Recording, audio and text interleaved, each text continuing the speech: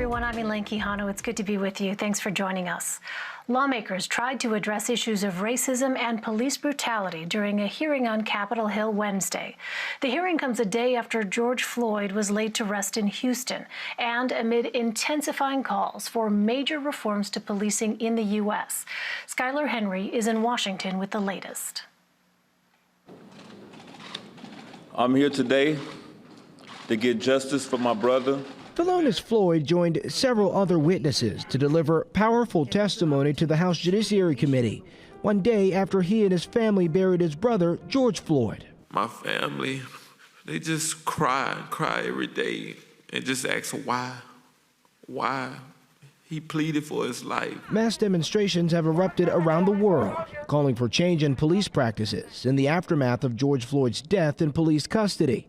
Another witness, Angela Underwood Jacobs, also lost her brother, federal officer Dave Patrick Underwood. He was shot and killed while guarding a federal building during protests in Oakland, California 2 weeks ago. Where is the outrage for a fallen officer that also happens to be African American?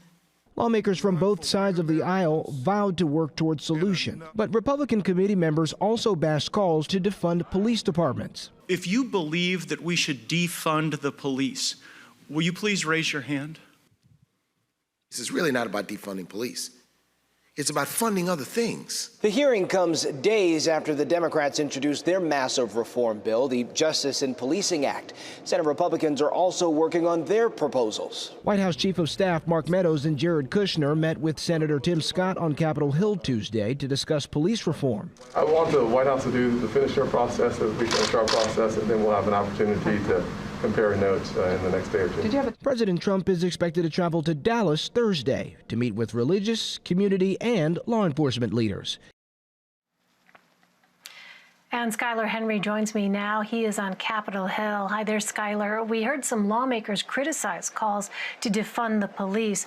Has this become a new Republican talking point, and is it overshadowing efforts for substantive law enforcement reform?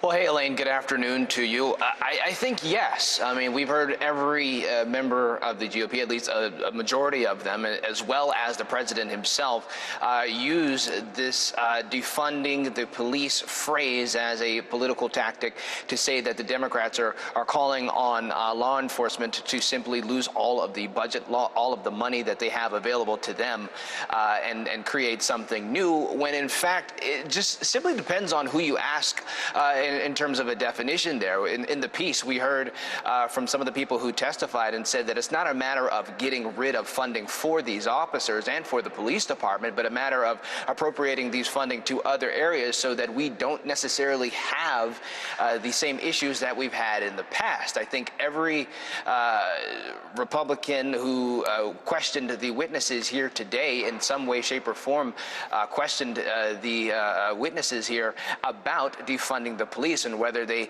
thought that it was appropriate or not. We even saw Florida Congressman Matt Gaetz ask for people to raise their hand in the hearing and say if they felt as though it was appropriate for the police to lose their funding. And I think that message kind of, it gets foggy, right? Because I think what's happening is you get such a reactionary perspective of what happened with George Floyd. And so I think what we've seen is for some activists who have wanted immediate change, and that starts with the police department. And while you've had Republicans say that, you know, this shouldn't happen, I think you also have Democrats as well who have said, no, we don't agree with the idea that defunding the police is something that we should do. But at the same time, there needs to be substantive change and proper police reform to protect from what happened to George Floyd from happening again. And Skyler, as we heard in your piece, lawmakers from both parties are now working on police reform bills. Where exactly do things stand with the proposed legislation? Right. Well, the House Democrats introduced their massive reform bill, and, we saw what that was, everything from banning chokeholds to creating a national registry for police in terms of if they find themselves using excessive use of force or discharging their weapons, things like that.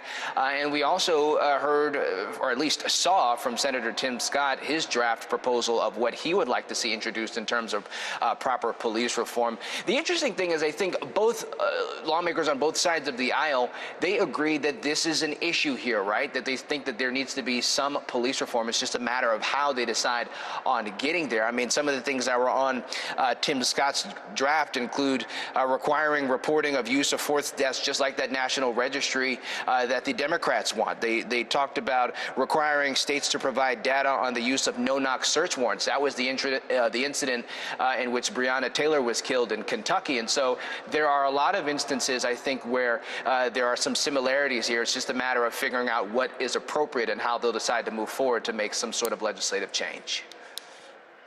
All right, we will be watching. Skyler Henry for us. Skyler, always good to see you. Thank you very much. Thanks, Elaine. And Lorenzo Boyd joins me now. He is the Assistant Provost for Diversity and Inclusion and the Director for the Center for Advanced Policing at the University of New Haven. Thank you so much for being with us, Lorenzo.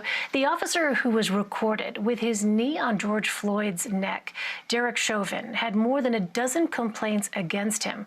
How common is that, and what kind of infractions get officers fired? Well, thank you for having me. A lot of the problems that we have with police officers, there's not a national registry right now that we can track police officers, because there are some officers that can jump from one department to another that have massive problems. And we saw that with Darren Wilson. And there's no real way to track from one jurisdiction to another inside the same state, much less from one state to another.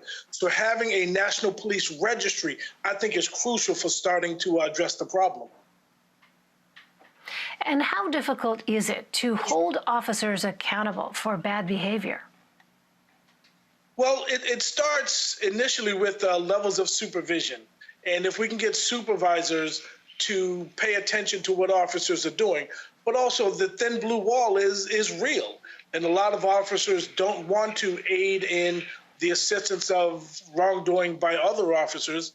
But the flip side of it is there's a lot of really good officers that are pained when bad officers do other things. So then it's harder in general for police officers to be charged and then convicted. But we're starting to see over the last couple of years that there are more convictions. And I think the more we convict bad cops, the more the good guys will be able to do their jobs. So, Lorenzo, you're quoted in a recent Washington Post piece as saying, "We have 400 years of history of policing that tell me things tend not to change." So what will it take to move the needle? Well, remember, everyone thought that the line of demarcation in policing was the Rodney King case, because there, Angelino said that now we have video evidence of what we've been saying for generations. And surely now that we have somebody on video, things would change. And then every time there's a new line of demarcation, there's a new thing. And we've seen this, and I've been studying policing for over 20 years, and I see that things tend not to change from the inside. What's going to have to happen is a change from the outside. It has to be a legislative change, outlawing chokeholds or outlawing no-knock warrants or having a national registry for police. So I think legislatively we have a chance to do something, but I don't know that it's fair to ask the police to be able to do this from within. And if I may borrow a quote from Johnny Cochran in his final summation, who polices the police? You police the police. And if we have legislators do that, I think we've got a chance. I want to ask you about specifically the situation in Minneapolis. The Minneapolis police chief says he is withdrawing from contract negotiations with the union representing its officers. What do you make of that decision? I think that's a really good decision, because unions tend to be really powerful. And full disclosure, I spent the bulk of my time in uniform in a union, and I appreciate organized labor. I really do. But we have to have unions take an introspective look and not be able to protect bad officers. So to not have communication with the union, to not have negotiation, you got to bring people back to the table. They need to have a realistic look at what's going on, and you need to be able to put in punitive measures for people that do bad things. And a significant number of officers, it won't affect at all, because a significant amount of officers are good people, good men and women doing good jobs, but we have to be laser focused on the bad officers that make everyone look bad. You are a 14-year veteran of a Massachusetts County Sheriff's Department and advised the chief of the Fayetteville, North Carolina Police Department for 8 years. What would you recommend to city officials in Minneapolis? I want people to understand that people are hurting. And first of all, you have to acknowledge pain in the community. And people ask me, why George Floyd? And if you think it's just George Floyd, people aren't paying attention. And it's not just George Floyd, and it's not just Breonna Taylor, and it's not just Ahmaud Arbery. People are hurting, and a lot of people of color are facing vicarious trauma, because over and over and over again, we see things like this at the hands of the police, and it needs to stop. So when people are screaming about defunding the police, that's actually not a new concept. What they're really talking about is reallocation of resources, which we do all the time. And LA Mayor Eric Garcetti is talking about moving $125 million out of the LAPD budget to put it into services, preventative services. And people think that's a lot, but LAPD's budget is $1.8 billion. So they're not asking for a lot. Because remember, crime is not the problem. Crime is symptomatic of larger problems. And if we can put money into prevention, into addiction, and helping homelessness and helping undereducation and things like that, then crime won't be as big a problem. And then the police are left being the police and doing the service that they're supposed to do. Lorenzo Boyd. Lorenzo, thank you very much for sharing your perspective with us. Thank you for having me.